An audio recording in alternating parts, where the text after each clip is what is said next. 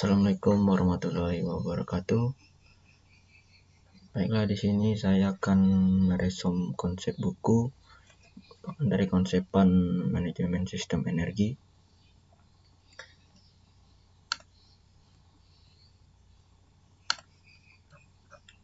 Saya akan meresum suatu buku dengan judul pembahasan mengelola energi pada industri.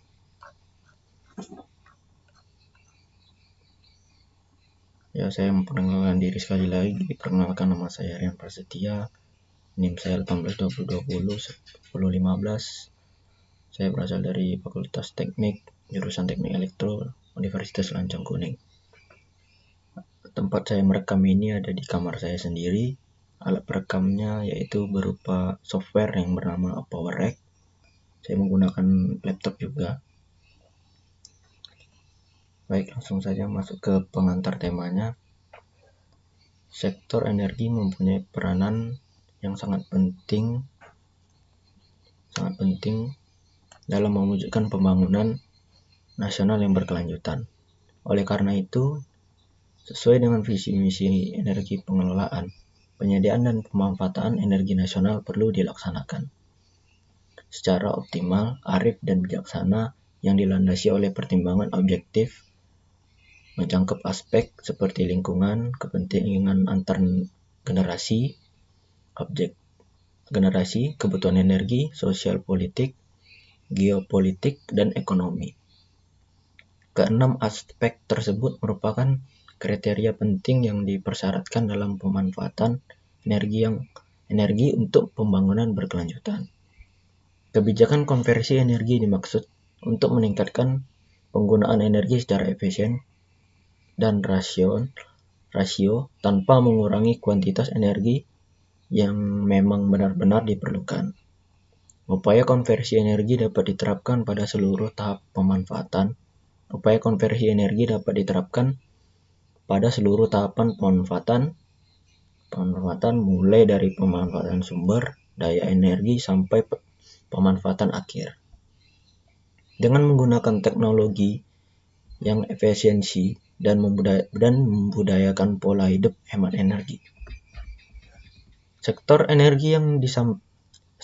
industri yang disampingkan menggunakan energi listrik juga menggunakan energi uap untuk proses produksi, merupakan sektor yang sudah banyak melakukan upaya konversi.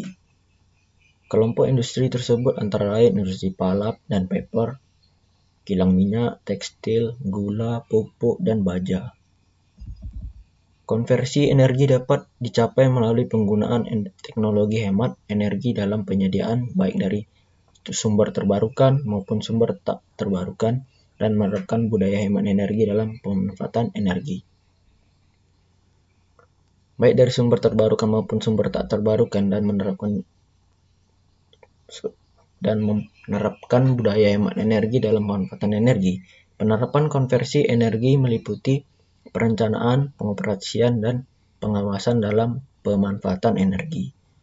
Hambatan yang dihadapi dalam konversi energi antara lain biaya investigasi tinggi, kebiasaan hemat energi masih sulit diterapkan. Pengetahuan sumber daya SDM yang masih rendah sehingga wawasan terhadap teknologi yang efisien masih sangat kurang. Penjelasan tema. Manajemen energi. Di industri, biaya energi tidak jarang menjadi komponen biaya terbesar yang mesti dibayar tiap bulan. Biaya energi bisa dalam bentuk tagihan listrik dan bahan bakar, minyak, gas, dan lain-lain. Karena merupakan komponen biaya besar, ketika pemerintah menaikkan harga minyak dan listrik, maka banyak industri yang mengalami kesulitan.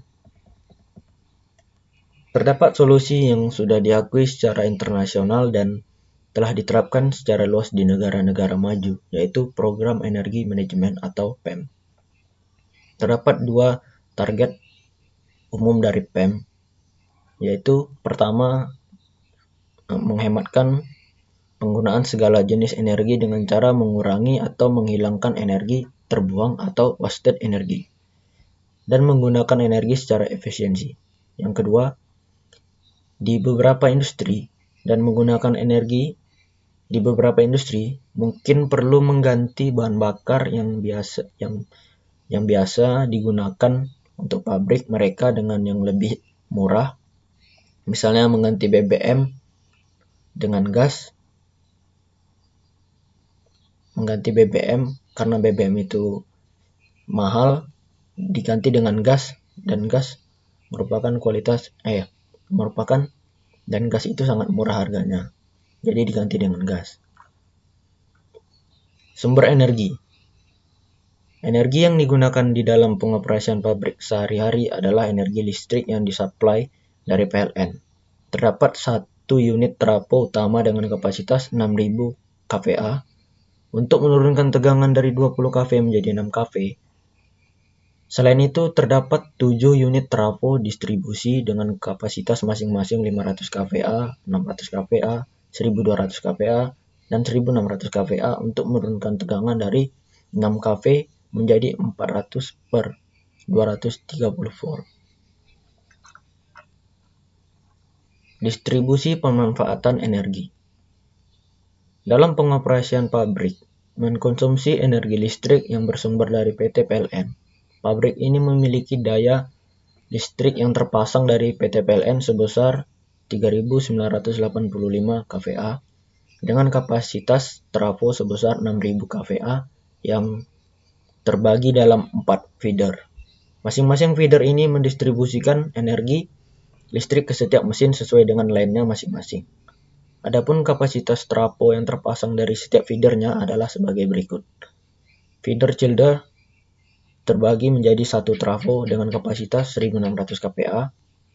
Feeder CP1 terbagi menjadi 3 trafo dengan kapasitas masing-masing trafo sebesar 1.600 kVA, 1.200 kVA, dan 500 kVA.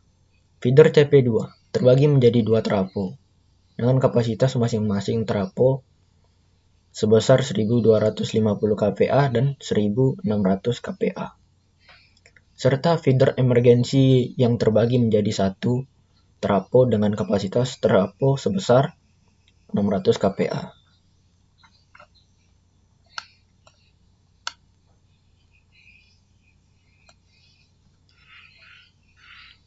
Kesan dan manfaat. Selama pandemi ini, COVID-19 tak hanya berdampak pada sektor kesehatan, tetapi juga memberikan dampak bagi hampir semua sektor kehidupan masyarakat, termasuk sektor industri, pengelolaan, penurunan cukup tajam. Kinerja sektor industri pengelolaan pada triwulan 1 tahun 2020 tercermin dari Prom Manufacturing Index PMI Bank Indonesia yang berada dalam fase kontraksi dengan indeks sebesar 45,64%, turun dari 51,50% pada triwulan 4 2019. Secara sektoral, hampir seluruh subsektor mencatat kontraksi pada triwulan 1 2020, kecuali subsektor makanan, minuman, dan tembakau. Pada masa pandemi ini, penurunan angka PMI kita di industri pengelolaan mengidentifikasikan industri tidak berkembang karena menderita terkait demand. Bahan baku dan juga transportasi untuk distribusi. Sementara itu, industri 4.0 akan tetap coba dipacu agar penerapannya secara terwujud. Tutur oleh Konversi Energi Haryanto saat membuka gelaran webinar penerapan manajemen energi dalam mengurangi dampak pandemi COVID-19 di sektor industri. Haryanto meyakini masih ada upaya yang dapat dilakukan oleh sektor industri pengolahan untuk meningkatkan kinerja pada masa pandemi ini, yaitu dengan menerapkan manajemen energi. Saya yakin pada era pandemi ini masih ada upaya yang bisa dilakukan untuk meningkatkan performa fasilitas industri. Apakah sistem manajemen energi dapat menjadi tools dalam menjalani ini? bagaimana pengelolaan energi melalui manajemen energi yang tepat pada masa COVID-19 sekarang, ungkapnya.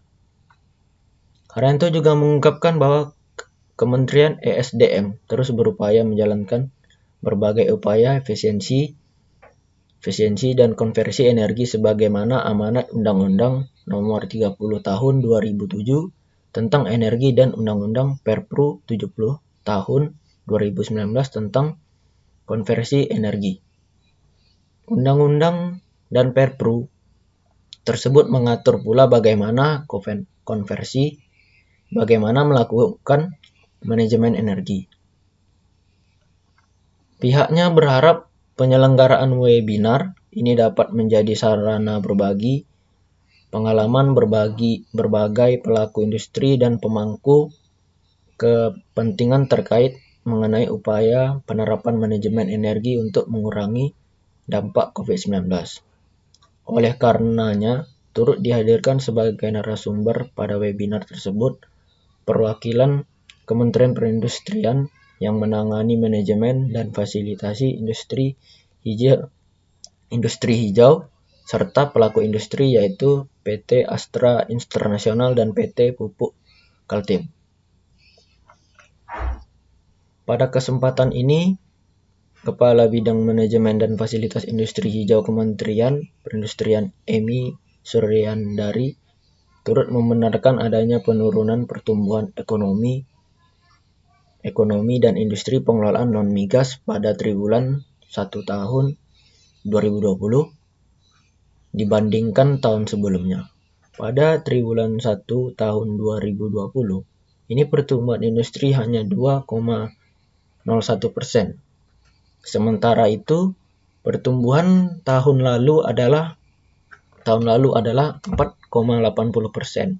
60% industri hard hit atau mengalami guncangan cukup berat, hingga butuh waktu lebih lama dan dukungan pemerintah agar bisa secara segera bangkit.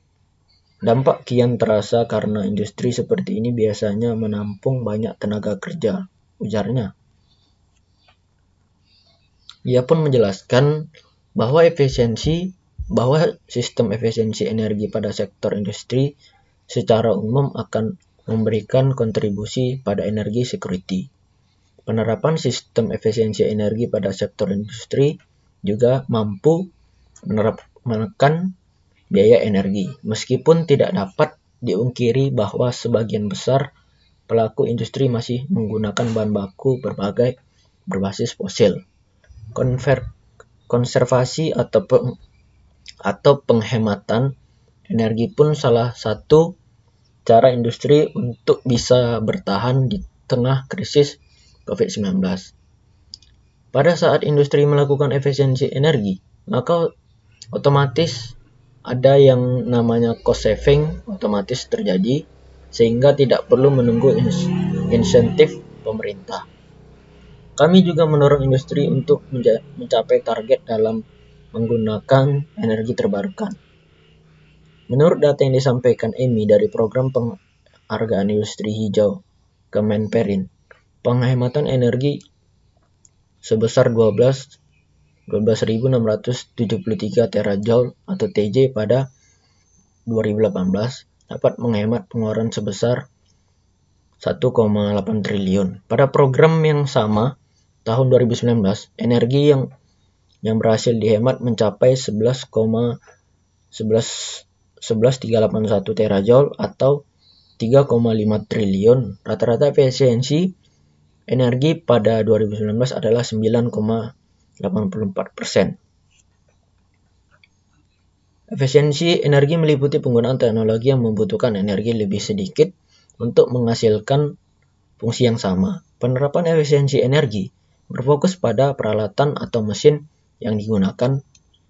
Sebagian besar efisiensi energi di industri dicapai melalui perubahan pada pengelolaan energi pada fasilitas industri daripada instalasi teknologi baru.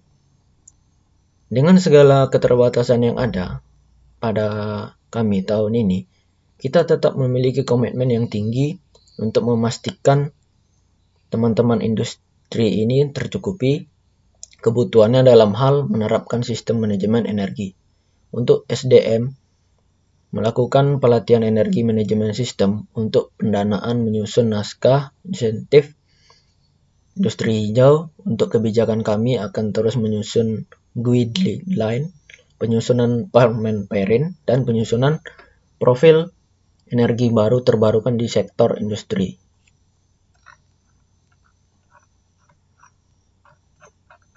Penerapan sistem manajemen energi pada PT Astra International dan PT Pupuk Kaltim. Senior Manager Environment dan Social Responsibility PT Astra International Beni Priyatna menyatakan bahwa konversi energi dan energi bersih sangat dibutuhkan industri saat bisnis melemah akibat COVID-19.